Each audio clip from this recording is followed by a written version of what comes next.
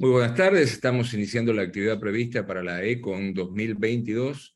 En esta oportunidad contamos con la presencia del profesor Miguel Marzul, el profesor Domingo Macrini y el profesor Juan Martín Carratalá de la Universidad de Buenos Aires y el profesor Luis Fernando Gómez Montoya de la Universidad de Antioquia en Colombia.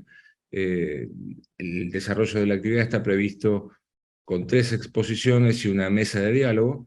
De modo que en ese sentido vamos a darle la palabra al profesor Juan Martín Carratalá para que inicie su exposición. Muchas gracias, Mauricio, y bueno, muchas gracias a todos por habernos invitado a participar. Y vamos a comenzar con una exposición. Yo les voy a compartir pantalla y lo que vamos a hablar es algo muy actual para nosotros, que es la gestión de costos en los periodos inflacionarios. Y vamos a hacer un análisis comparativo entre lo que son las soluciones tradicionales que muchas veces nosotros planteamos y algunos modelos alternativos que en los últimos años hemos comenzado a analizar y a ver qué distintas fundaciones e institutos están trabajando. Está claro que cuando nos encontramos frente a periodos inflacionarios, el empresario tiene que analizar sus composiciones de activos y pasivos, ¿sí? Y allí separar lo que son los activos monetarios de los no monetarios y los pasivos monetarios de los no monetarios. Y por otro lado, ver cuál es la rentabilidad que le producen sus activos monetarios, para ver si esa rentabilidad es positiva o si esa rentabilidad por efecto de la inflación pasa a ser un resultado neto negativo. Entonces, les comentaba que de ese análisis de los factores de activos monetarios y no monetarios, surge una búsqueda de la solución tradicional que suele hacer el empresario. El empresario en Argentina está acostumbrado a sentarse sobre el stock, ¿no? Y a veces el planteo es ¿por qué nos sentamos sobre el stock? Eh, bueno, nos sentamos sobre el stock porque obviamente todos los activos monetarios, lo que es tener plata, disponibilidades, nos genera una pérdida constante de exposición a la inflación y las cuentas a cobrar también nos generan una pérdida. Por lo tanto, muchas veces preferimos no vender para no tener que después tener la plata en la calle para esperar a cobrar y así tener pérdidas por exposición a la inflación. Frente a eso, a veces recurrimos a la adquisición de activos de los cuales tenemos rentabilidades por ser activos con un valor en moneda extranjera, como puede ser muchas veces los rodados, pero también ese tipo de activos en épocas como la actual que tenemos hoy en día, donde la devaluación de la moneda no sigue el mismo ritmo que la inflación, puede que no sea un camino el más acertado y el más adecuado posible. Entonces, todos estos caminos nos llevan al circuito de decir, vamos a estoquearnos, ¿sí? Y cuando decimos vamos a estoquearnos, lo que hacen la mayoría de los empresarios no es solo estoquearse, sino decir no vendo, porque como criterio para mantener los activos es disminuyo mi volumen de ventas. En una charla que tenemos que dar los próximos días, justamente el planteo es, bueno, ¿y hasta dónde disminuyo el volumen de ventas? Bueno, se suele hablar que la solución tradicional es trabajar en el punto de equilibrio, es decir, solo vender para cubrir los costos fijos de la empresa, ¿sí? Y lo que supera ese punto de equilibrio, disminuir las ventas, quedarme con stock y tener la creencia de que en el stock tengo la mayor ganancia en estos periodos inflacionarios, que es el resultado positivo que me puede producir por el incremento de precios de mi stock por arriba del incremento general de precios que puede haber de la inflación.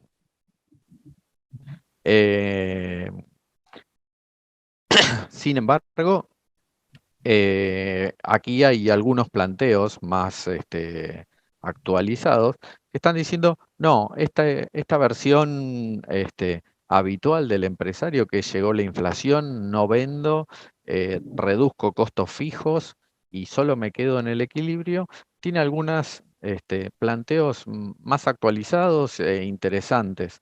¿M? Estábamos viendo,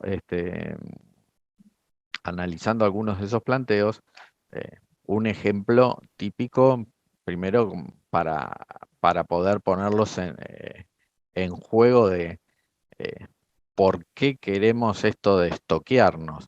Eh, un análisis, si ustedes toman la evaluación del papel higiénico, del champú, de un aperitivo, de una cerveza, de un Fernet, de un Malbec, de un vino tinto, ¿sí?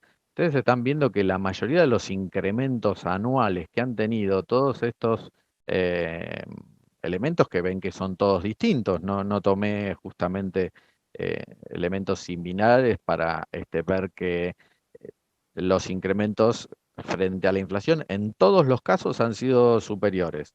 Fíjense que el más bajo de todo ha sido un Malbec de 750 centímetros cúbicos, que ha tenido un incremento del 61%, pero el resto, todos han tenido incrementos muy superiores, ¿sí?, a la inflación. Quiere decir que esto demuestra que ese criterio que plantea el empresario tradicional parece un criterio bastante sostenible. ¿M?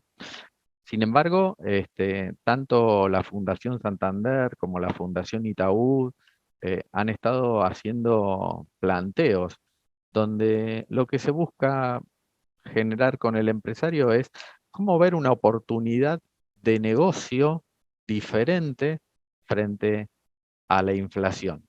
Y esta oportunidad de negocio frente a la inflación tiene tres parámetros. Un parámetro, en vez de ser no vender, el criterio es vender más. El segundo parámetro es cobrar mejor y el tercer parámetro es reducir costos.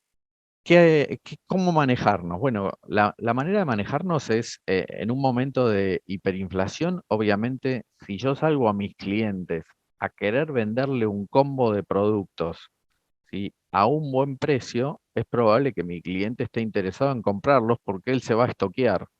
Entonces, es una manera un poco de, quizás con una pequeña reducción de precio, consigo venderle más a mi cliente, aumentar el volumen por sobre mi volumen normal y habitual, y así compartir con el cliente esa ganancia que el cliente va a tener por estoqueo, ¿sí?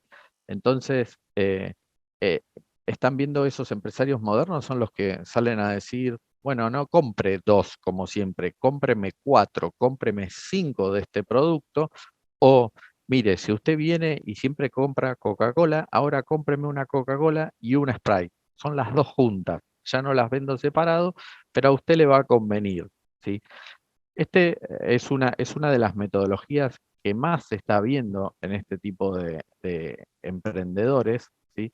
Y que de alguna manera lo que buscan es tener un mayor nicho de mercado, una mayor penetración, ¿sí? Entonces, una de las ventajas que busca este empresario es poder ganar en este momento inflacionario sector, expansión de mercado, ¿sí?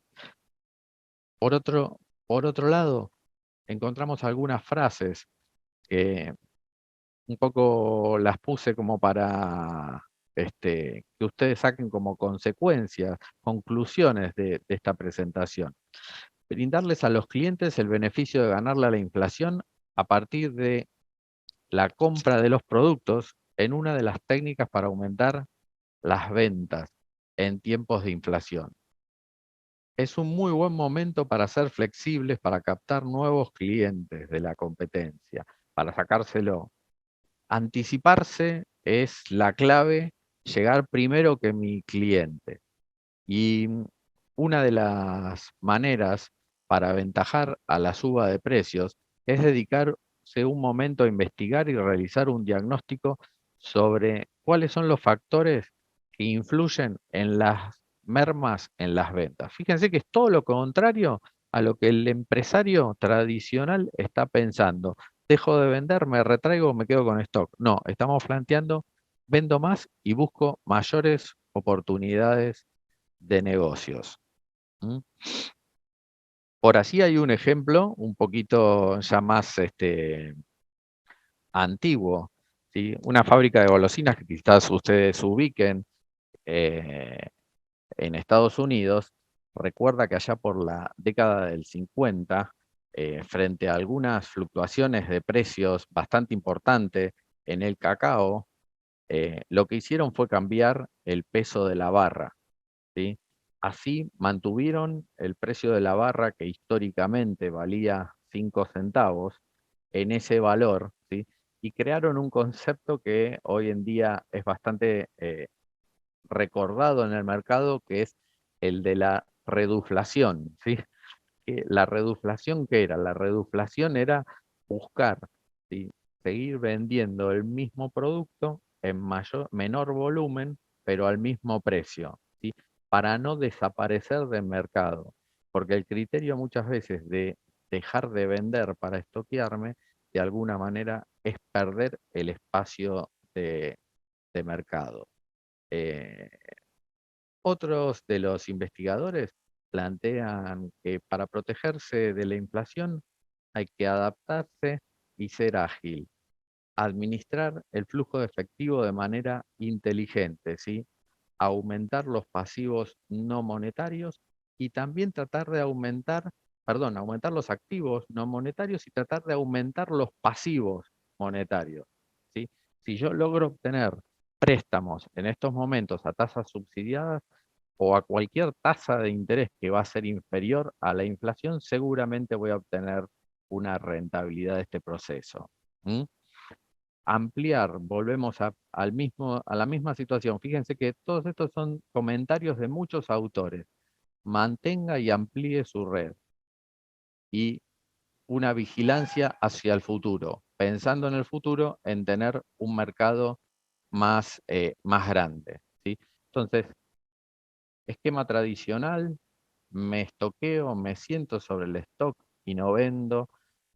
Recordamos muchas veces el ejemplo de las estaciones de servicio cuando dejan de vender nafta, ¿sí? Frente al esquema moderno de un señor que sale y dice, no, no, no, yo aprovecho para salir de este esquema inflacionario con una torta de mercado más amplia. Esto mismo lo podemos llevar a nuestra situación profesional. ¿Qué haríamos hoy como estudios contables? Bueno, hoy como estudios contables podemos reducir costos y quedarnos sin trabajar, o podemos hacer lo contrario, buscar más clientes, aún reduciendo los valores de nuestros honorarios para ser competitivos y tener una torta de mercado mayor en el futuro.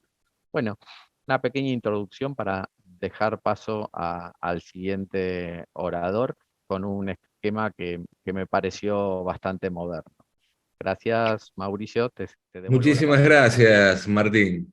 La verdad que es un placer escucharte. Le vamos a pedir entonces al profesor, primero te voy a pedir, Martín, que dejes de compartir pantalla, gracias. Exacto. Y le vamos a pedir al profesor Miguel Marzullo que comience con su exposición. Bueno, muchas gracias Mauricio, muchas gracias al Congreso Internacional por la oportunidad de esta intervención. Bueno, la exposición de Juan Martín fue una exposición donde nos habló de estrategias, y mi exposición tiene más que ver con el lado instrumental, con qué herramientas, con qué instrumentos nos valemos para hacer el planeamiento de los negocios, con qué modelos de planeamiento, ¿sí?, nos vamos a valer para poder ir adaptándonos o para ir adecuándonos a la complejidad creciente que van teniendo los negocios en la medida, ¿sí?, que vamos pasando a escenarios cada vez más turbulentos. En principio, el futuro es incierto, ¿sí? Y el futuro es incierto y le agrega la característica de la turbulencia cuando aparecen hechos inesperados, ¿sí?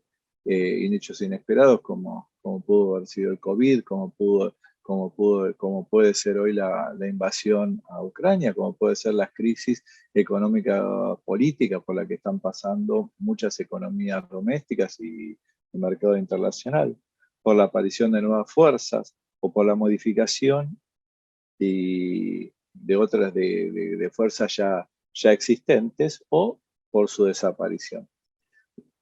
Ahí me gustaría que te quedes en esa diapositiva un ratito, Mauricio. Muchas gracias.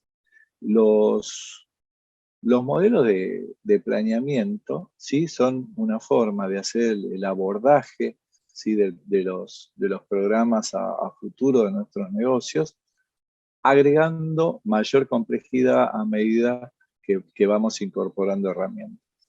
En el caso de los modelos nos tenemos que hacer 3 preguntas. Una primera pregunta, ¿qué negocio? Y la vamos a responder desde el eje del enfoque. ¿Con qué unidad vamos a medir? La vamos a responder desde el eje de la moneda. Y la última pregunta, ¿en qué contexto? Y la vamos a responder desde el eje de la sensibilidad. Cuando me refiero a enfoque, me estoy preguntando si lo que vamos a hacer es planear el negocio completo o si vamos a hacerlo en forma parcial o si vamos a hacerlo en forma diferencial. El negocio completo o el negocio parcial, el negocio completo o parcial, estamos acostumbrados a hacerlo, es lo que habitualmente hacemos cuando hacemos un presupuesto, ¿sí?, económico, financiero y estado patrimonial proyectado. Parcial cuando trabajamos sobre alguna parcialidad, pero el diferencial tiene la bondad o el beneficio de poder analizar una línea de productos que voy a agregar, una línea de productos que voy a detraer, ¿sí?, o algún aspecto del negocio en el que me voy a involucrar y necesito una evaluación particular, una evaluación propia.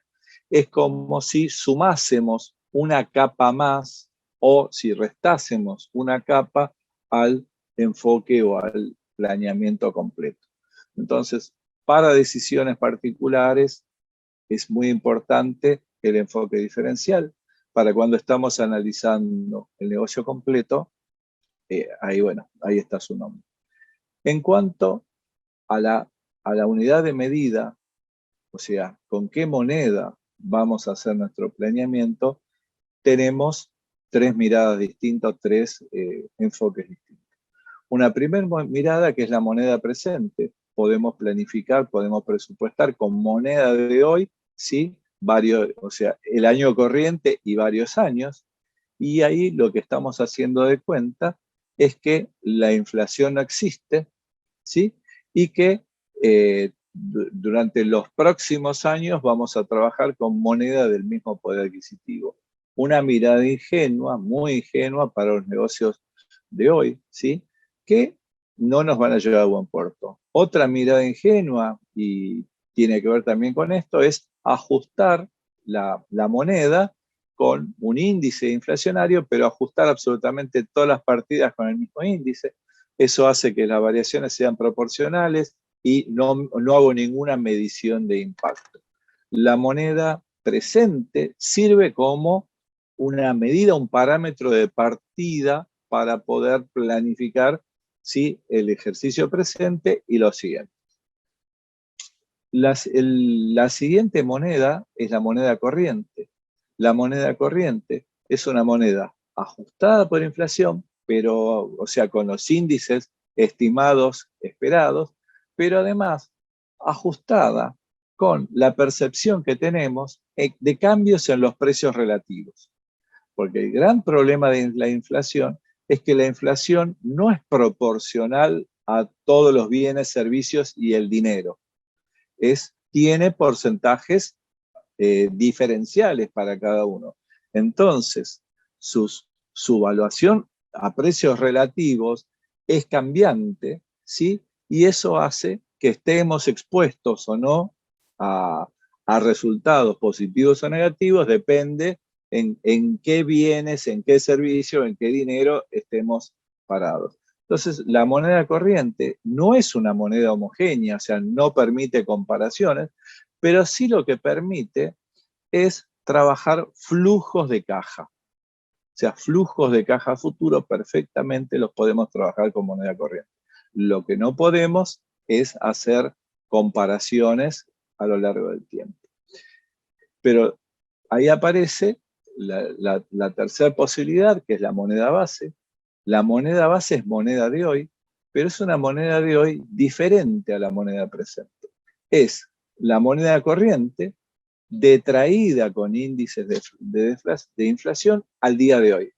Entonces, es moneda, ¿sí?, del día de hoy, pero que refleja las variaciones en los precios relativos de cada una de las partidas, ¿sí?, que juegan en nuestra matriz económica de negocios. Y eso sí me permite hacer una evaluación de mis negocios futuros. Fíjense en cómo, a medida que vamos bajando por este cuadro, vamos agregando grados de complejidad, pero vamos encontrándonos con herramientas que nos permiten tomar decisiones, ¿sí?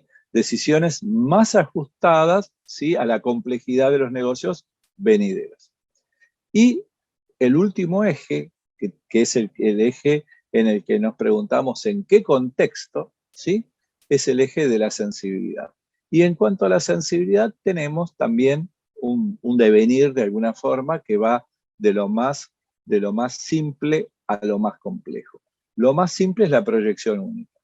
Es pensar, ¿sí?, que nuestra estimación, nuestra mirada de los negocios es una mirada única, que es la mirada que se va a cumplir, es una mirada con un mercado estable, donde absolutamente todo es previsible, y esa mirada, esa proyección única, la podemos representar geométricamente con una línea recta que sale de un momento base hoy, que hace un recorrido lineal y llega al objetivo de negocio, al objetivo de logro deseado. Es una mirada, ¿sí?, absolutamente lineal, y lo único que tengo que hacer es cumplir mi plan de trabajo día a día. Producir lo que está estipulado, vender lo que está estipulado en los plazos estipulados, pagar en los plazos estipulados, y me encuentro en esa línea recta, ¿sí?, donde por acumulación de volumen de negocio llego al objetivo empresarial fijado. El mundo de hoy ya me dice que esas estabilidades y esa previsibilidad ya no existe, ¿sí? Y aparece ahí un pequeño atisbo donde empezamos a mejorar, ¿sí?, nuestra capacidad de decisión agregando análisis de sensibilidad. El análisis de sensibilidad no es otra cosa que preguntarme respecto de cada variable significativa de mi negocio, de mis ventas, de mis costos, ¿sí?, de mi cobranza, de mis pagos, preguntarme qué pasaría si. ¿Qué pasaría si vendo mayor volumen? ¿Qué pasaría si vendo menor volumen? ¿Qué pasaría si aumentan los precios? ¿Qué pasaría si bajan los precios?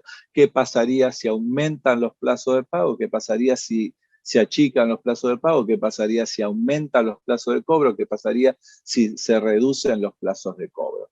Entonces ahí ahora me corro de esa línea recta que teníamos en la proyección única y paso al plano.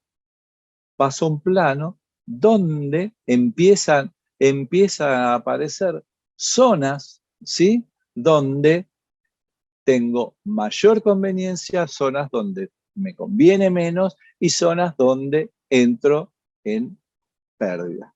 Entonces, ese plano lo puedo dividir en cuadrantes, analizar dónde estoy parado y empezar a buscar caminos que me permiten llegar a otro cuadrante donde estoy mejor posicionado.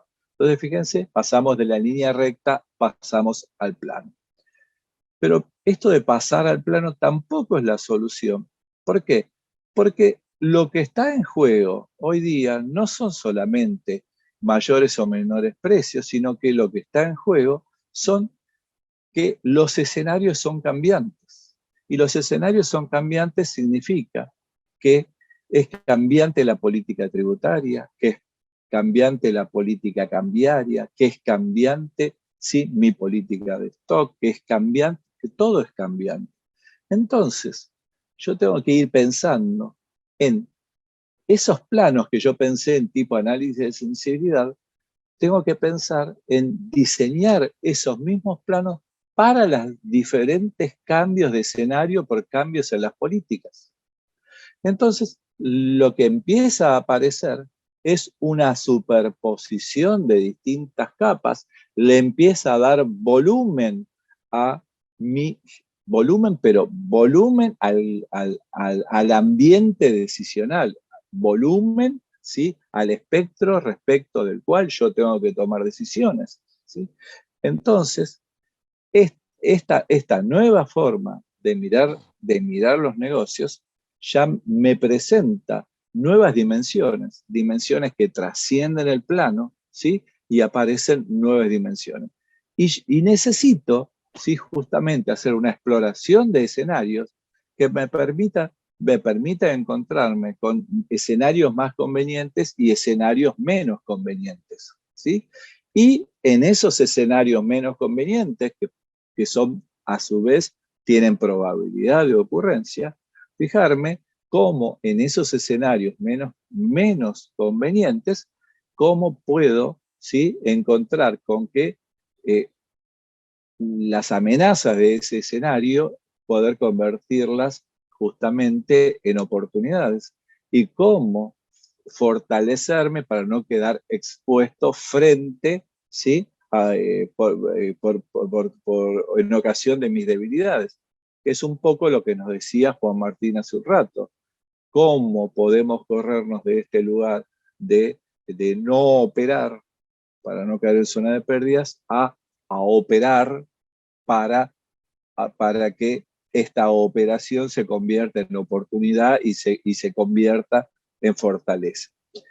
Eso lo logro con una exploración de escenarios. Y a la exploración de escenarios, además, lo otro que le tengo que agregar es cuáles son, ¿sí?, las probabilidades de ocurrencia, cuáles son las posibilidades de que esto se materialice, ¿no? Entonces, ahí yo llego ahora también a un mapa de riesgo, ¿sí?, donde yo tengo que ir viendo cómo me desplazo por ese mapa de riesgo, porque ese mapa de riesgo va a decir dos cosas: probabilidades de ocurrencia de estos fenómenos que impactan sobre mi negocio, pero además las probabilidades que tienen que ver con el linkeo, con la vinculación, ¿sí?, de los distintos factores y fuerzas, ¿sí?, que se combinan al operar mi negocio. Entonces, todo esto me lleva a un mapa de mínimo 3 dimensiones, donde yo tengo que ir localizando, ¿sí?, primero dónde estoy y cómo hago para transitar y llegar al lugar a donde estoy queriendo llegar. Fíjense que el modelo, justamente hablo de modelo de planeamiento, cuando combinamos estos 3 ejes con las 3 preguntas que le hago. Fíjense cómo vamos saliendo de modelos ultra simplificados y vamos a partir de estos instrumentos, encontrándome, ¿sí?, con los instrumentos que me va a permitir timonear la empresa durante la turbulencia, durante la tormenta. De alguna forma esto me permite disponer de la complejidad de las variables, ¿sí?, para poder dar respuesta a estos fenómenos que, bueno, que justamente nos meten adentro de la tormenta. No sé si les resultó claro, pero bueno, por ahí es el camino de los instrumentos. Muchas gracias. Muchas gracias. Decía, excelente, Miguel, que la verdad es que las combinaciones que planteás generan escenarios completamente diferentes. Tenés 2 alternativas para la primera, 3 para la segunda y como 4 para la tercera. 2 por 3 son 6, 6 por... Bueno, 24 escenarios distintos como mínimo, y cada uno de ellos tiene una connotación completamente diferente. Si les parece bien, le damos la palabra al profesor Domingo Macrini, que va a compartir en este momento su presentación. Permítanme. Bueno, muchas gracias, Mauricio. Por supuesto, es un placer para mí volver a participar de un evento tan importante como son los congresos internacionales que se realizan en ECON, en la Universidad de Buenos Aires. y bueno, sobre todo para nosotros que formamos parte del equipo de gente de costos que trabaja de hace años en esta universidad, y bueno, poder compartir esta mesa también con gente invitada de la Universidad de Antioquia, que nos va a dar su impresión al final, y realmente es un placer que hayamos podido, que podemos contar con él. Digamos, la parte que yo voy a desarrollar sobre esta charla que estamos desarrollando ahora, básicamente tiene algunas cuestiones que son, digamos, dirigidas no tanto desde el punto de vista académico profesional, sino básicamente desde el punto de vista de la actividad, del rol del consultor, es decir, cómo nos encontramos nosotros ante situaciones que ya son repetitivas en nuestro país, que hemos vivido a través de los últimos 30, 40 años, y donde de distinta manera hemos tenido nosotros, digamos, los especialistas en el ámbito de consultoría de gestión, tratar de ir buscando herramientas o buscando un procedimiento que pudiera, digamos, permitir a quienes están decidiendo, quienes tienen que tomar decisiones. Yo siempre digo, no tomar la mejor decisión, sino tomar la decisión más racional, ¿no? Que no siempre es la mejor. Bueno, hemos visto, Martín Caratalá ha planteado algunos esquemas realmente muy modernos, Miguel también ha planteado algunas cuestiones interesantes, y yo me tomé el atrevimiento de marcar un par de cosas que espero que, por supuesto, son discutibles, son... digamos, que pueden traer algún tipo de objeciones, y de hecho yo también las tengo, pero que desde el punto de vista profesional mi experiencia me ha surgido en determinadas oportunidades como herramientas que, por lo menos en mi opinión, son útiles y creo que pueden ser interesantes, por lo menos compartirlas ante situaciones como la que estamos viviendo, donde la inflación evidentemente es un problema serio que estamos, digamos, asumiendo en este momento, por lo menos en la República Argentina. Para empezar un poco, básicamente, ¿dónde nos tendríamos que posicionar? Es decir, gestionar o dirigir una actividad económica. No, quédate Mauricio, quédate en anterior. Yo te digo. Decía que gestionar o dirigir una actividad económica básicamente implica tomar decisiones, ¿no es cierto?, en pos de lograr un objetivo. Ahora bien, esos objetivos tienen distintos entornos que tenemos que manejar, donde podemos plantearlo de distinta manera. Aquí yo señalé algunos de esos entornos, básicamente me tomé el atrevimiento de marcar con algunos aspectos bien concretos a qué se refiere cada uno, y vamos a ver sobre estos entornos cuáles son los problemas que obviamente origina la inflación, que es uno de los problemas, yo diría, más complejos que se están viviendo en la actualidad, no solo en el país, sino en el mundo, que es uno de los temas que evidentemente hoy vamos a desarrollar. Por supuesto, la certeza, ¿qué es? Decimos conocimiento seguro y claro sobre algo. Es decir, hoy prácticamente la certeza en los negocios no existe nunca. Es decir, ya sea existen algunas variables que pueden ser controlables, variables que son absolutamente incontrolables, y donde evidentemente dependemos de una globalización donde el mundo básicamente nos afecta a todos. Entonces, hablar de una certeza absoluta prácticamente es una utopía.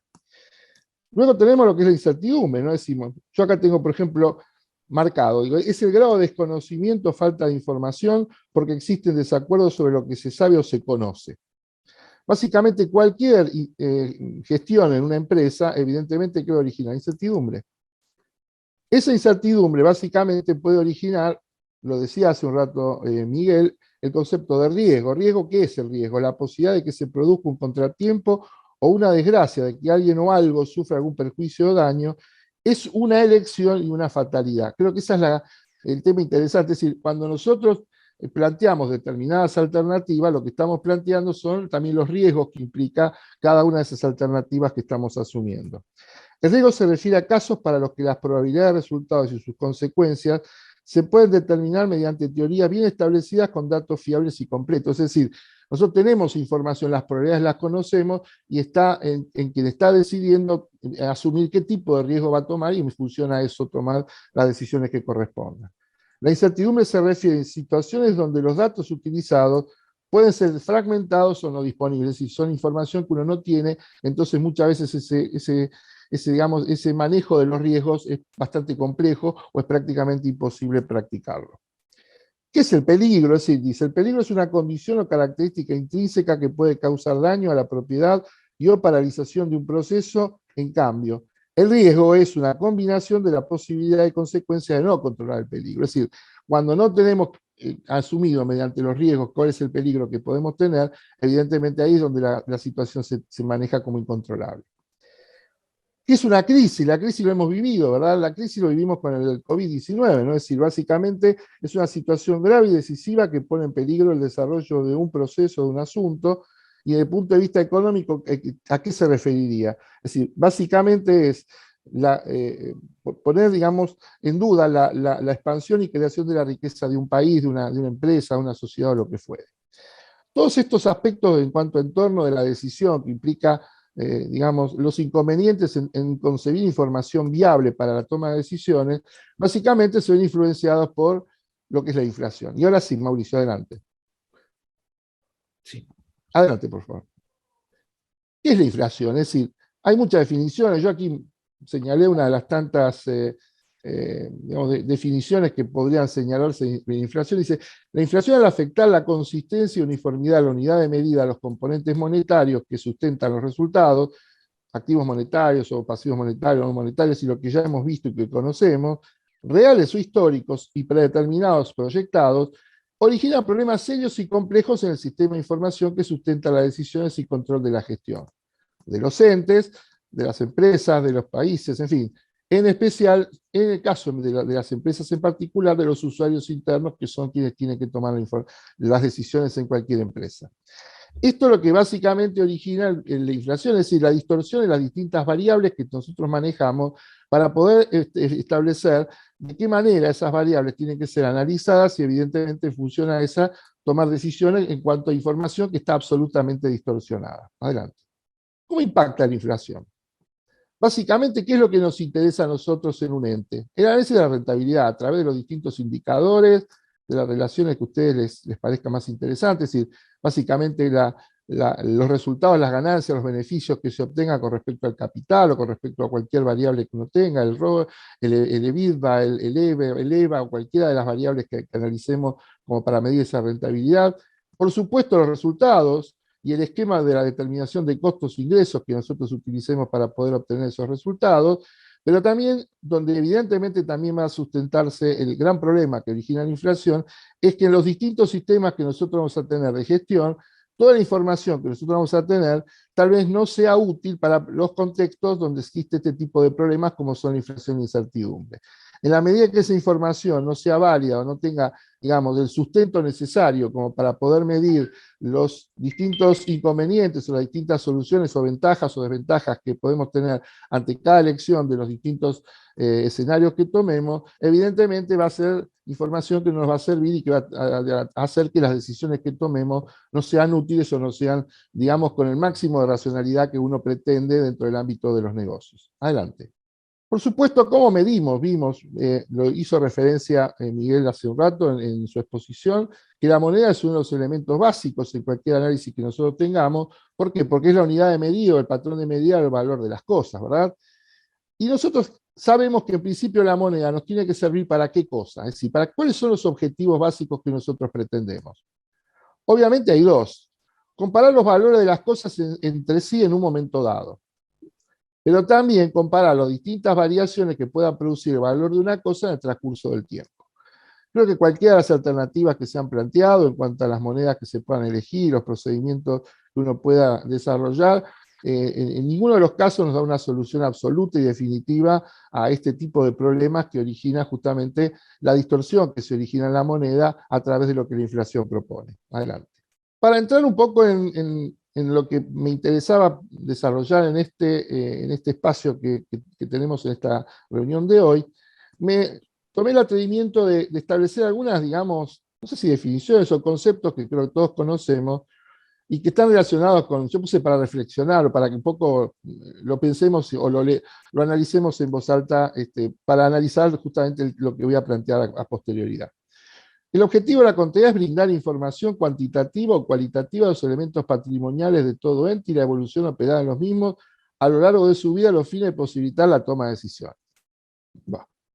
La determinación del resultado anual y el análisis de la rentabilidad constituye una pieza fundamental en los objetivos de los estados contables. Por ello tiene una significativa importancia la metodología para su determinación. Bueno, creo que plantear hoy que los estados contables, de la forma que están planteados, por lo menos desde el punto de vista de su estructura del proceso de ajuste por inflación a través de un índice único, en el cual se ajustan todos los conceptos de todas las empresas, de todo tipo de actividad y de los distintos componentes de los estados contables, no es información útil. Creo que no es algo que nosotros podamos utilizar para tomar decisiones realmente acertadas cuando existe este tipo de problemas como es la inflación. Adelante. Siguiendo con este análisis, dice, los estados contables constituyen el resultado final de todo proceso contable y son utilizados como un instrumento de que se va de la contabilidad para comunicar la información para la toma de decisiones. El objetivo de los estados contables es la comunicación de la información contable procesada por el sistema a los distintos usuarios y referida al patrimonio del ente emisor y su evolución en el tiempo. Creo que es indudable que, más allá de que estamos en un área de ciencias económicas, pretender que en los estados contables, así como están diseñados, realmente en todos los casos brindan esa información útil o brindan esa información cierta para que el que tiene que, digamos, asumir cómo le ha ido en el negocio en un determinado periodo, a través de los estados contables encontremos realmente los elementos básicos como para tomar conciencia de cómo nos fue efectivamente en los resultados, en la rentabilidad, en cómo se encuentra el negocio en ese momento. Adelante. Hace un tiempo, mirando un montón de temas relacionados con algunas noticias de Internet, encuentro esta noticia que está relacionada con alguien que ustedes conocen y que es el doctor Facundo Arana, ¿no es cierto? Creo que todos saben, Facundo Arana es alguien que ha tomado el desafío hace algunos años de poder subir al Everest.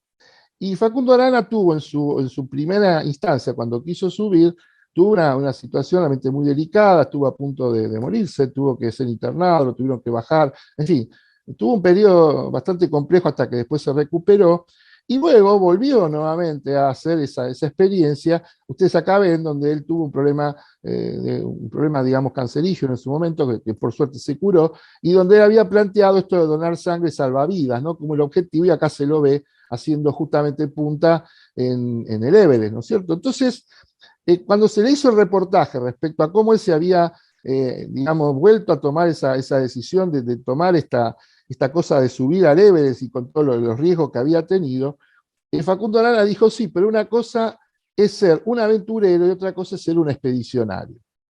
Y creo que acá es uno de los puntos interesantes que me gustaría ir marcando a nosotros, que somos consultores o somos gente que estamos relacionados con el ámbito de asesorar sobre la gestión empresarial, donde evidentemente nosotros, a través de la experiencia que hemos tenido, de todas las cosas que hemos vivido en estos últimos años y sobre todo en nuestra labor profesional, y ahí es donde quiero señalar justamente esto, creo que ya no somos aventureros, sino que somos expedicionarios. Es decir, expedicionarios en el sentido que hemos sabido obtener determinadas experiencias, determinadas, digamos, situaciones que nos ha tocado vivir en la faz profesional, en la faz laboral, donde nos ha llevado a determinado tipo de digamos, de estructuras o de elementos que le han servido a quienes han tenido que tomar decisiones. Hoy, repito, Martín Carratala plantea algunas cosas realmente muy novedosas que creo que antes nunca fueron planteadas de la forma que se plantearon, por lo menos en la actualidad, como un tema a discutir, pero que de pronto quien tenga que decidir, de pronto no tenga en claro si el negocio le está bien, le está mal. Yo a veces, cuando me encuentro en situaciones donde tengo que hablar con algún empresario que me contrata, dice, pero ¿cómo me fue el negocio este año? Y a veces uno mismo no sabe si decirle si le fue bien, le fue mal, es decir, medirlo en función a qué. Y ahí es donde evidentemente creo que nosotros, por eso digo, y ahí es donde me quería, digamos, centrar en esta charla que estoy dando, en esta pequeña porción de lo que es la Econ. Nosotros como consultores, que ya tenemos cierta experiencia, creo que ya dejamos de ser aventureros y nos transformamos en expedicionarios. Es decir, ya tenemos experiencia como para poder hacer que de alguna manera herramientas que proponemos tengan algún sustento, alguna base mucho más válida de todas las que se han utilizado y se seguirán utilizando en el futuro. Adelante. Hay distintos procedimientos de ajuste, ya lo conocemos, no voy a desarrollar cada uno de ellos. Un ajuste mediante un índice determinado, el IPC no es un índice, digamos, que agrupe y que señale claramente que todos los elementos, recursos, o todas las actividades, o todos los procesos que se desarrollen en cualquier actividad económica, evidentemente son válidos, es un índice promedio. Convertir una moneda extranjera durante muchos años fue una alternativa válida en la medida en que la moneda extranjera acompañaba, digamos, a la inflación, a los índices que se plantean a nivel inflacionario. El patrón oro, bueno, ya lo conocemos, también ha tenido bastante distorsión respecto a su evaluación y demás.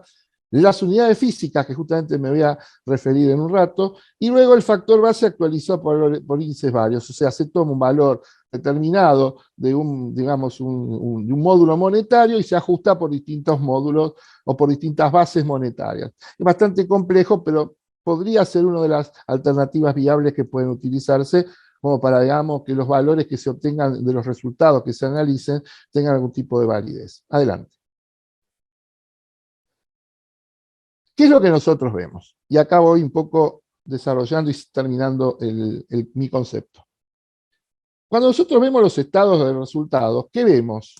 Fíjense que aquí me ha pasado, por eso me pareció que era una buena experiencia para plantear, decirle a una persona, cuando uno presentaba un estado contable, decirle, mire, el resultado histórico que usted hubiera tenido, de acuerdo a las reglas normales de cálculo de los estados contables, etcétera, etcétera, es tal valor. Pero, por resultado de la exposición a la inflación, la modificación de la utilidad que pueda darse por tal o cual motivo hace que el resultado de lo que usted tuvo fue tal.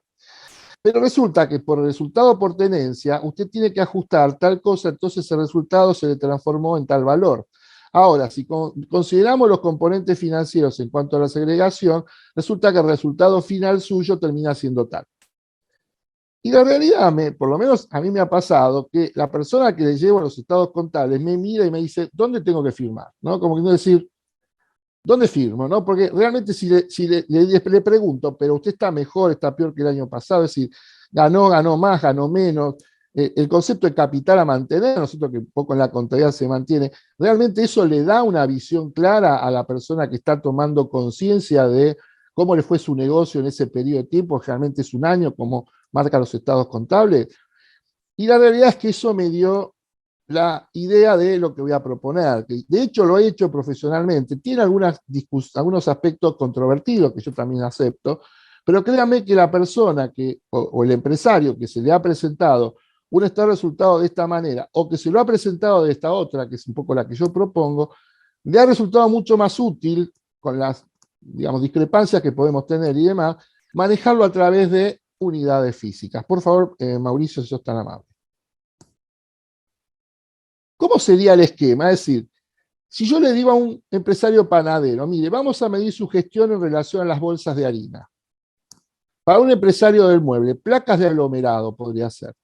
O por qué no, y esto es experiencia profesional, en función a un determinado viaje, valor de un inmueble, valor de un automóvil. Es decir, si yo le digo, mire, su capital al inicio o su patrimonio al inicio de este año era más o menos aproximado a 100 bolsas de harina. Y el patrimonio suyo ahora, medido en bolsas de harina, es de 110 bolsas de harina. Usted este año ganó 50 bolsas de harina y el año pasado ganó 30 bolsas de harina. Este tipo de análisis, por supuesto discutible porque por los precios relativos, es decir, son aspectos que pueden ser discutidos en determinados momentos, pero para la persona que está tomando decisión, lo mide en función a qué cosa. Qué bien, mi patrimonio antes estaba representado en mi aspecto más significativo, más importante, que es mi negocio, que es la bolsa de harina, y ahora resulta que tengo más bolsas de harina de las que podía tener el año anterior o el periodo anterior, lo que fuere. O gané tanta cantidad de bolsas de harina en función a la utilidad que tuve el año pasado y la utilidad que tengo este año. Y algo, esto lo digo profesionalmente, me ha pasado de tener clientes que me decían, mire, a mí lo que me interesa, ¿sabe qué es? Que yo todos los años pueda hacer un viaje con la patrona, me acuerdo de alguien que yo asesoraba que era de descendencia italiano, y me decía, yo quiero hacer todos los años un viaje con la patrona a Europa, un mes en hoteles de 4 o 5 estrellas, y el negocio me tiene que dar para que de alguna manera esto me rinda. Decía, yo quiero cambiar el auto, y todos los años mi negocio tiene que dar para que yo pueda cambiar el auto. O mi negocio tiene que dar como para que yo me compre un inmueble que sea de tales características. Insisto, creo que es discutible, evidentemente, hablar de precios relativos, valores relativos ante determinadas variables que no se manejan de la misma manera, puede traer distorsiones, pero un poco me pareció interesante, más allá de todos los elementos que ya conocemos, ¿verdad? Que digamos, los procesos tradicionales de ajuste por inflación que conocemos, creo que es una buena unidad de medida, incluso, ¿por qué no?, mostrar todos los estados contables en función a este patrón o esta unidad de medida que estamos planteando. Es decir, no desde el punto de vista monetario, sino unidades físicas. Insisto, creo que es discutible, puede traer distorsiones, hay que ver en cada caso su grado de análisis o no, pero me parece que es una buena posibilidad alternativa de medir lo que estamos acostumbrados a medir y que evidentemente no siempre nos brinda información válida para que nosotros como consultores, digamos, no digo que dejemos de mostrarle lo que normalmente la profesión nos muestra, pero creo que esto es una buena alternativa, digamos, complementaria que podemos mostrarle a un empresario como para que vea en determinado momento cómo ha sido el manejo realmente de la situación de su empresa. Y para terminar un poco con la parte de costos, yo aquí, y esto lo he hecho, por supuesto también depende del tipo de empresa y la cantidad de variables que tenemos, pero es viable y se puede hacer como para tener, digamos, un ajuste mensual o, digamos, un pronóstico más o menos móvil de lo que son los costos y los resultados, y creo que puede desarrollarse sin problema. De hecho, yo lo he desarrollado con algunos clientes y créanme que se puede hacer sin demasiados problemas. ¿Cuál es el problema? Utilizar un único índice de actualización promedio sobre todos los componentes del costo nos entrega datos e información erróneos. Cada empresa tiene una composición de recursos distinta y los recursos tienen un comportamiento diferente ante la inflación. Es decir, plantear que yo ajusto todas las variables relacionadas con costos por un solo índice es absolutamente erróneo. Es decir, los 5 dedos oscilantes, ¿no? Parecería así, de una manera un poco más técnica, pero, y más o menos ajustémoslo en, ¿y quién les dijo a ustedes que los materiales, la mano de obra o los servicios están todos aumentando de la misma manera? Entonces, si todos los recursos los tomamos de la misma forma y por el mismo índice, y estamos tomando un cálculo de costos que es absolutamente aproximado. Entonces, ¿por qué no plantea una alternativa que se puede dar en la medida que uno maneje determinados, digamos, datos que sean importantes para el análisis de costos que uno tiene, que sería lo siguiente? Identificar el componente monetario de los recursos con un valor base. Entonces yo digo, tal producto, por ejemplo, no sé, tal materia prima, que la más importante, tiene un valor base de 100 pesos en el mes 1. Identifico ese valor de la materia prima por un coeficiente corrector. Modificar el valor de la materia prima. Lo mismo, por ejemplo, no sé, valor del horario de lo que le pago a los jornales a mis obreros. Podría ser total, promedio, en fin, uno lo puede ir prolijando en la medida de lo posible, cuanto más detalle es, mejor, pero si no, puede hacer valores promedios. Y entonces también le aplico un coeficiente corrector 1. Entonces, ¿qué pasaría? Dentro del mismo proceso de análisis digamos, de la información, voy poniendo esos coeficientes correctores, digamos, como alternativo, y lo voy rectificando mes a mes o en el momento que yo quiera, en función a los valores que efectivamente ese concepto, ese recurso se haya modificado. Si tengo un incremento de mano de obra del 10%, entonces el índice el mes que viene va a ser 1.10. Si el promedio de la materia prima o del elemento básico que estoy tratando va a ser de una modificación de un 30%, el índice va a ser 1.30. Y así sucesivamente sobre los principales recursos que yo considero, y en base a eso puedo tener un valor mucho más razonable, no solo en función a establecer qué es lo que sucedió y establecer las distintas variaciones que yo pueda tener con la realidad, sino sobre todo proyectar, ¿y qué pasaría si sobre tal o cual base o sobre tal o cual variable yo voy cambiando tal o cual porcentaje de coeficiente corrector? Es una buena alternativa, por supuesto, a veces se hace complejo en empresas que tienen procesos importantes, pero en determinadas pymes o en determinadas empresas donde tal vez sea accesible la forma de poder establecer este tipo de análisis, es realmente muy bueno y yo de hecho por eso lo planteo, lo he desarrollado. Sintetizando, y ahora sí, Mauricio, la última. Como conclusión, ¿qué es lo que yo planteo? Es decir, tenemos que ser innovadores. Creo que hoy tanto Martín como Miguel, como tal vez el planteamiento que yo he dado, pueden ser discutibles, pueden ser, digamos, con situaciones que pueden ser de mejora, pero creo que nosotros, desde el punto de vista del rol como consultor, tenemos que ser innovadores, tenemos que crear, es decir, tenemos que tratar de buscar alternativas para que realmente el que decida, no decida en función a información que de hecho sabe que no es útil, porque cualquier procedimiento que apliquemos no es válido, no tiene el grado de certeza que todo empresario trata de buscar. Por supuesto, ante situaciones de entorno de turbulencia, la certeza no existe, pero tenemos que tratar de buscar elementos que sean complementarios de todos los que ya conocemos, de que por lo menos ayuden a que el que tenga que decidir, como siempre planteo, se equivoque lo menos posible. Y cuando tenemos este tipo de situaciones de entornos tan complejos, creo que es nuestra responsabilidad es tratar de buscar esos elementos alternativos para ayudar a que tenga que decidir para que se equivoque lo menos posible. Nada más, muchas gracias. Bueno, excelente, Domingo. La verdad que muy conciso y claro, además. Estoy notando que Luis Fernando está teniendo alguna dificultad de conexión. Les propongo lo siguiente, si les parece bien. Vamos a permitirle que regularice su conexión y retomamos a partir de ahí.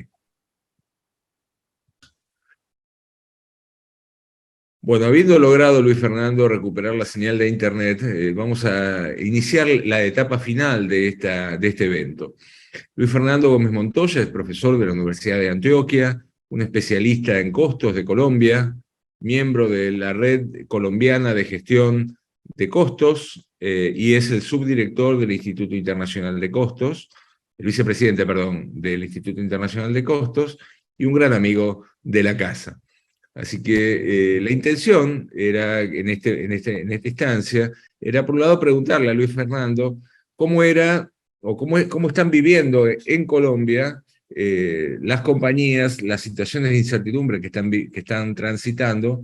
Entiendo que en estos días han habido novedades en el país que han ameritado o que ameritan una suerte de reflexión en relación a los procesos de toma de decisiones. Contanos un poco, Luis Fernando. Bueno, primero que todo, muy buenas tardes para todos. Muchas gracias por la invitación. Es un placer compartir con ustedes este evento. Espero que no tengamos problemas, dado que el Internet está fallando. Eso forma parte precisamente de las incertidumbres y no quería como demostrarlo aquí en vivo, pero bueno, ahí estamos en ellas. De todas maneras, sí, yo quería comentar algunos temas específicos a propósito de todo esto que estamos hablando de la gestión bajo incertidumbre dentro de las organizaciones, porque básicamente cuando uno habla de incertidumbre, pues uno dice, bueno, ¿y qué es incertidumbre? Y simplemente cuando uno consulta el término de incertidumbre, se remite a lo que es simplemente la falta de certeza, o sea, la no posibilidad de uno tener certeza sobre algo. Y aquí entonces evidenciamos que es cuando no tenemos conocimiento, cuando no se tiene seguridad o claridad sobre lo que va a pasar. Y entonces hoy en día estamos pues precisamente pensando en que los directivos tienen que empezar a trabajar en estos momentos de incertidumbre de una forma adecuada para precisamente poder tomar las mejores decisiones. Entonces cuando hablamos de incertidumbres, pues por mencionar algunas, y yo creo que la que más nos puso a todos en sintonía es el tema de las pandemias. Estamos, pues yo casi que me atrevo a decir ya superando el tema del COVID-19, pero esta fue una de las situaciones que puso en mayor alerta a la mayoría de las empresas, porque allí se tuvieron que tomar decisiones muy rápidas y tomar acciones para poder precisamente sobrevivir y sortear esta situación. Pero entonces hablamos de incertidumbres también, de lo que tiene que ver, por ejemplo, la devaluación de la moneda, la inflación, que lo han estado comentando ustedes, lo que es la cotización del petróleo, las tasas de interés, cómo las están moviendo, inclusive en diferentes mercados, los mercados de valores, las incertidumbres medioambientales, o que tienen que ver con temas de clima, de lluvias, etcétera, las guerras a propósito del tema de Ucrania y cómo pues finalmente eso también ha incidido en las decisiones que de todos lados se toman, sobre todo cercanas allá en Europa. Y también por ahí hay unas incertidumbres muy marcadas en el tema que han mencionado, que el mismo Banco de América menciona que habrá una recesión en Estados Unidos en 2022 y eso hace que de alguna forma los mercados estén muy en alerta. Cuando inició la pandemia, yo estuve haciendo también unos análisis de acerca de cuáles eran las implicaciones que tenía la pandemia en términos de costos, y es importante mencionar que en su momento yo inclusive logré con algunos artículos que encontraba identificar, y se decía que la mayoría de las aerolíneas del mundo iban a quebrar a fin de mayo pero del año 2020, pues situación que finalmente no pasó y que ustedes saben que finalmente ha venido tomando una recuperación. De hecho, aquí en Colombia, una de las aerolíneas más de mayor trayectoria, que es Avianca, pues se acogió al capítulo 11 y puso allá todas las alertas en el sentido de que eventualmente se iba a quebrar y finalmente pues ha logrado superar toda esta crisis. Esto de las incertidumbres entonces nos permitió identificar que de alguna forma cuando se hablaba de los mercados que iban a ser más afectados o no, pues uno de los mercados que supuestamente más se afectó, por lo menos en nuestro país, fue todo lo que tenía que ver con el sector de entretenimiento, tu ocio, luego la parte de los automotores, aviación, etcétera, y algunos de los que se decía que iban a ser más beneficiados, entre ellos estaba el tema de la salud, lo que era el médico y servicios, pero a propósito de algunos trabajos que yo he desarrollado con este tipo de entidades, pues en realidad no fue tanto el beneficio que se tuvo para estas entidades, porque todo se ciñó específicamente al trato del COVID. Otro tema que impactó mucho en nuestro país fue el tema de las bolsas, cómo las bolsas cayeron por allá a mediados de marzo, una caída muy grande en las bolsas y finalmente entonces eso obedecía también al temor y digamos, a la dificultad que muchos encontraban y la posibilidad de encontrar algunas mejorías se dio finalmente en esperar y darle plazo a que eso se recuperara, en cosas que empezó a suceder en algunos casos. En este tema, pues también mencioné ahorita algo de la inflación que es importante ver y que de pronto nosotros lo vemos de una forma diferente porque en Colombia, por lo menos, haciendo un análisis de los últimos 23 años, un promedio simple, como para que ustedes tengan una idea, estamos hablando de una inflación promedio del 5.92 anual. De hecho, este año es donde se están prendiendo más las alarmas porque la inflación acumulada está del 10.08%, sabiendo que hemos venido de inflaciones del 3.9, 5.6, 5.5. Entonces, Notarás eso nuestra hace, sonrisa, Luis Fernando. sí. La sonrisa no Bueno, tiene que ver con que nos riamos de la situación de los colombianos, lejos de nosotros eso, tan solo que aquí en la Argentina, me da pudor decir en público cuál es el acumulado al presente, pero supera sensiblemente, no sé si alguno claro. de mis colegas quiere contar el total del acumulado a la fecha de lo que va del año, ¿no? Creo que está en el 60% aproximadamente, ¿no? Me parece. Y nosotros aquí ya estamos asustados con el 10.08 acumulado enero-septiembre y con el 11.44 anual, o sea, septiembre de 2021, septiembre de 2022. Entonces, ahí se han ido prendiendo las alarmas, sobre todo porque al analizar cada uno de los diferentes divisiones del gasto que se incorporan dentro de esta análisis de la inflación, pues hay algunos componentes que pesan mucho. Por ejemplo, todo lo que tiene que ver con alimentos y bebidas no alcohólicas está por el orden del 21.19%. Entonces, eso ya de alguna forma también va marcando esos problemas y de hecho hay unas decisiones o la regulación sobre lo que tiene que ver con la gasolina, donde se ha empezado a hacer un incremento gradual y se espera que en los próximos meses suba de manera grande y eso pues tiene implicaciones también sobre muchos de los elementos o divisiones del gasto que finalmente se incorporan allí. No obstante, al inicio se dijo que no se iban a subir lo que es el ACPM o el diésel, pero finalmente eso traerá impactos por todos los otros lados, porque la gasolina no es solo lo del transporte ya de los productos terminados, sino también otros elementos que se involucran allí. Eso por mencionar algunas digamos, de los hechos de incertidumbre en los cuales nosotros nos hemos visto afectados, pero hay unas incertidumbres que yo de alguna forma digo locales porque se originan básicamente por el cambio de gobierno que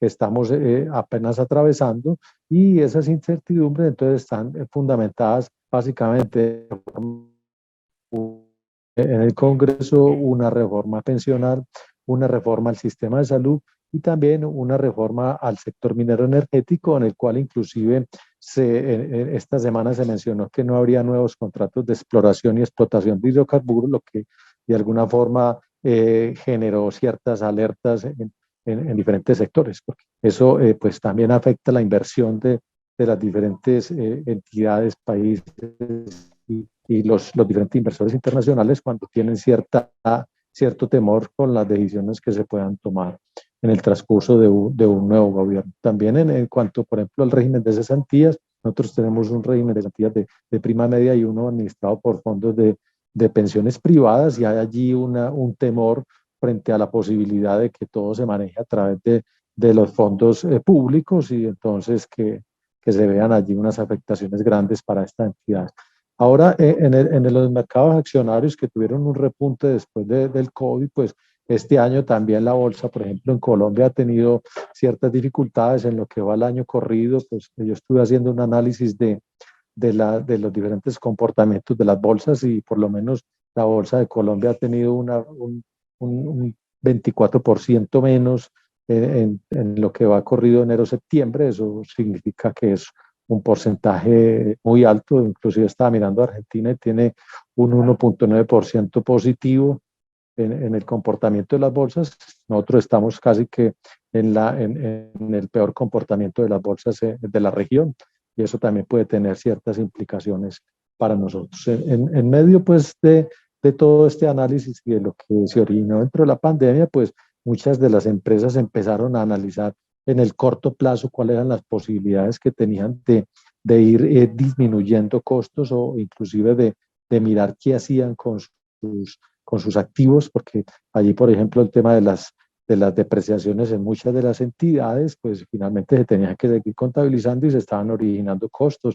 Se tuvieron que hacer inversiones muy grandes en las entidades para poder actuar y funcionar conforme a los requisitos que estaba estableciendo el gobierno, y eso originó un aumento de los costos significativos para las empresas. Hubo despido masivo también de empleados por parte de algunos patronos. Se disminuyó la producción, y eso pues finalmente se tradujo en dos cosas: uno, en las posibilidades de disminuciones de costos, y otro en aumentos de costos. En las disminuciones pues se tuvieron disminuciones de gastos de personal, de impresiones que ya no se estaban dando, impresiones de servicios públicos, vigilancia, todo lo que tenía que ver con negociaciones temporales que también se dieron para los temas relacionados con arriendos, y la posibilidad de hacer el trabajo en casa. Pero esas mismas posibilidades, o algunos de las implicaciones, tuvieron unos aumentos significativos en los costos, como por ejemplo las adecuaciones necesarias para los espacios de trabajo y el trabajo en casa desarrollado por las empresas, la inminente necesidad de implementar nuevas tecnologías, que muchas empresas tuvieron que ver abocadas a inversiones significativas para lograr ese tipo de trabajo desde la casa, y también lo que tiene que ver con toda la adaptación de protocolos y socialización y apoyo emocional para sus empleados. Eso trajo de alguna forma todas estas incertidumbres, pues disminuciones en la producción y en los niveles de servicio de las entidades, disminuciones de la capacidad normal, unos aumentos de los costos de producción o prestación del servicio derivado precisamente de esas menores capacidades. También un tema relacionado con los efectos del aislamiento en la productividad laboral, que muchas empresas todavía lo vienen trabajando y analizando.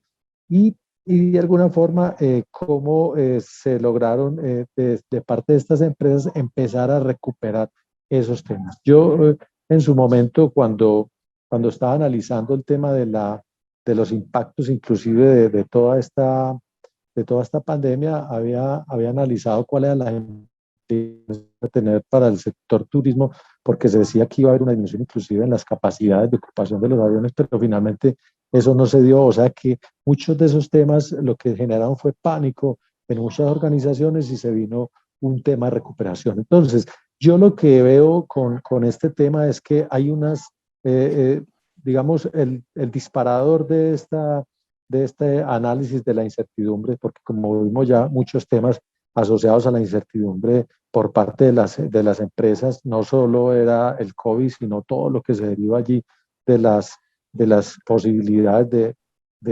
digamos, decisiones de otro gobiernos que nosotros no podemos controlar o las mismas variables macroeconómicas que van incidiendo en las empresas. Entonces, allí se evidenció que la gestión de costo y la toma de decisiones en condiciones de incertidumbre es una de las armas principales para tratar de disminuir esos impactos negativos en los resultados de las empresas. Yo ahorita escuchaba al profesor Carratala que decía lo de reduflación, y yo cuando mencionó el tema de reduflación, yo dije, ese tema ya lo están aplicando muchas empresas aquí en función de las características de algunos productos y servicios que, digamos, no se evidencian unos aumentos de precios, pero sí uno logra captar. La disminución en los volúmenes. Sí, exactamente.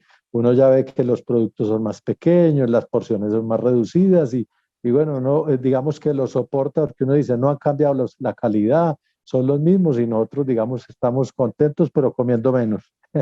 Pero bueno, ahí digamos que son temas importantes. Por eso muchas empresas también han optado por ponerle freno a las inversiones, dada la incertidumbre, o sea, como con un tema de mucha precaución en función pues, precisamente de que se están acomodando actualmente a un nuevo gobierno, un gobierno que no, digamos que es nuevo en todos los años que nosotros conocíamos a los diferentes gobiernos, porque no sabemos cuáles son las decisiones que finalmente se van a tomar, inclusive algunas decisiones que se promulgan después salen y son de alguna forma, digamos, desmentidas por otro funcionario público que dice que eso no se ha tomado y eso de alguna forma puede generar también muchas más incertidumbres. Entonces, frente a esto, por ejemplo, exacto, entonces hay un tema, por ejemplo, que también muchas empresas para tratar de solventar estos problemas de incertidumbre y es que el trabajo en casa o el teletrabajo finalmente se quedó casi que ya de manera continua para muchas entidades. Esto porque dejó al descubierto de alguna forma la posibilidad de disminución de costos y que muchos trabajos de los que de las entidades podían desarrollar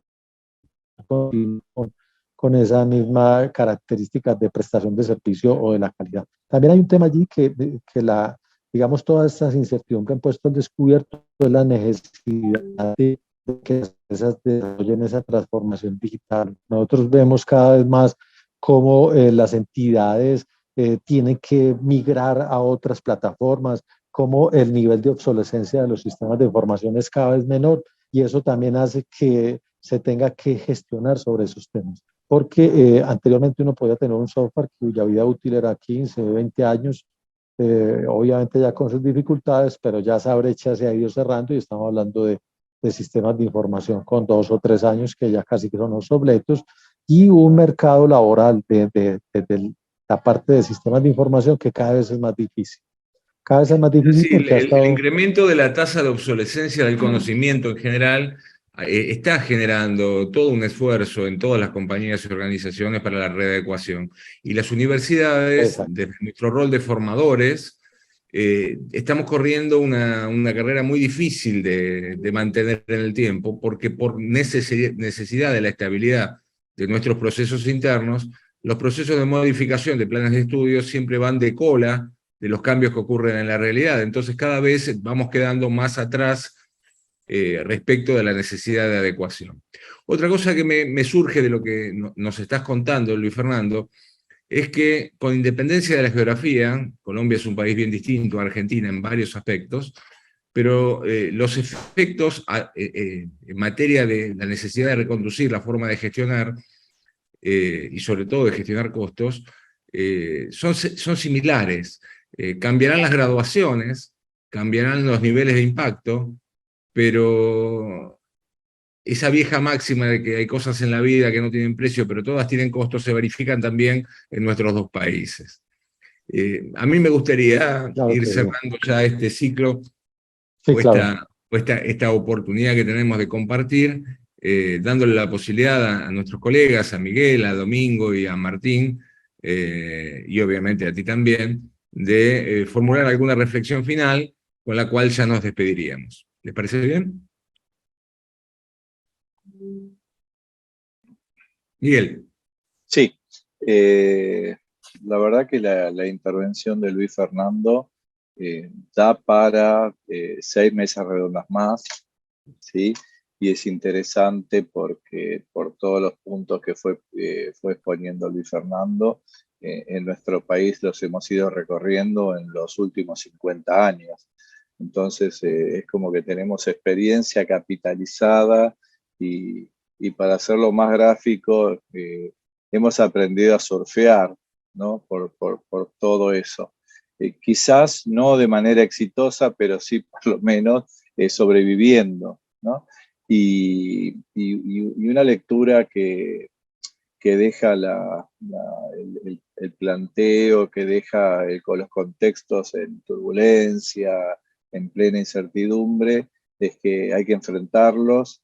No es cuestión de dejarlos pasar, porque dejarlos pasar arrasan con uno, arrasan con el negocio, arrasan con todo. Entonces, aunque parezca contraproducente, hay que ponerle la inteligencia, ¿sí? Y ver cómo de todas estas cuestiones peligrosas podemos encontrar oportunidades primero de supervivencia, ¿no? Y si podemos hacer buenos negocios, tanto mejor, ¿no? Pero lo primero que hay que pensar son la supervivencia. Muchísimas gracias. Excelente, gracias, Miguel. ¿Domingo? Sí, básicamente, pensé que estaba muteado.